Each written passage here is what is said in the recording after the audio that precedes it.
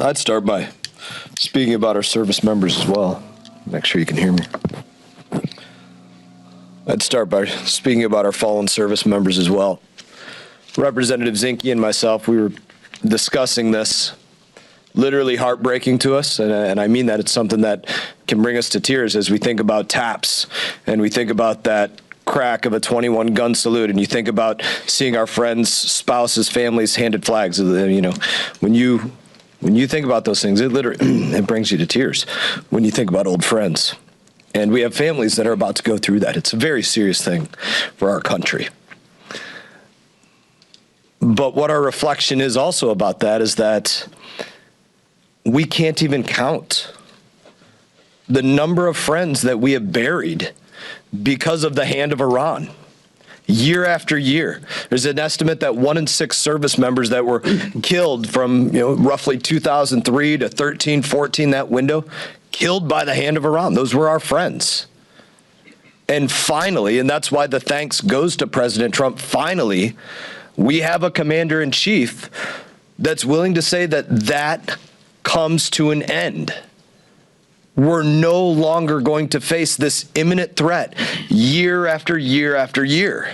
What does that imminent threat look like? What has it been beyond just the last 4 days? What has it been for the last 40 years or the last couple of years that President Trump decided he needed to act against it?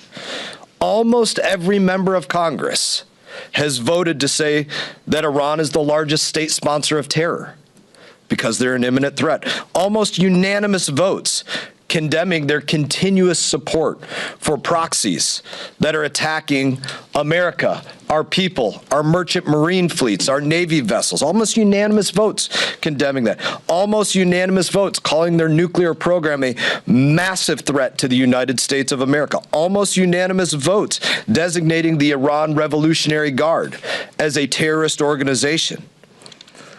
All of those votes, they weren't almost unanimous for no reason at all. They paint a clear picture of what everybody has concluded to be an imminent threat against the United States of America. Year in, year out, Iran has been an imminent threat against us because they have never faced an imminent response until President Trump. What did they face instead? They faced negotiations that told them how much uranium they could enrich, when they could reach a nuclear weapon instead of never. Literally received pallets of cash. That's the difference in the approach that's going on here. How imminent is this threat? 3 U.S. service members killed at Tower 22 a year and a half ago. Imminent threat. Strikes against our bases in Syria and Iraq all through 25. Imminent threat. Lost a fighter jet off one of our carriers in the Red Sea. Imminent threat.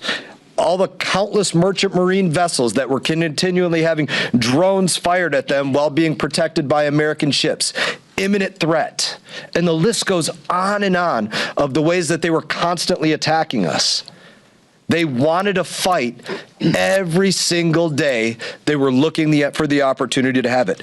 I'll tell you this, there's the semantics debate. I was just talking to CNN. We were having the semantics debate about battle or war or conflict or combat operations or whatever people are going to call this.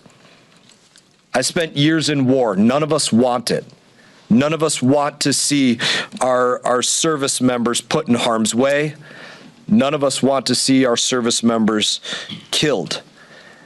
Iran has proven there is literally no other way to stop them from continually attacking us and all of those things that I listed unless we actually physically stop them.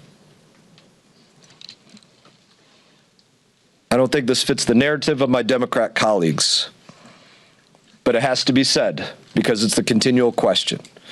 President Trump had the authority to conduct this very limited operation under Article 2 and the War Powers Resolution Act.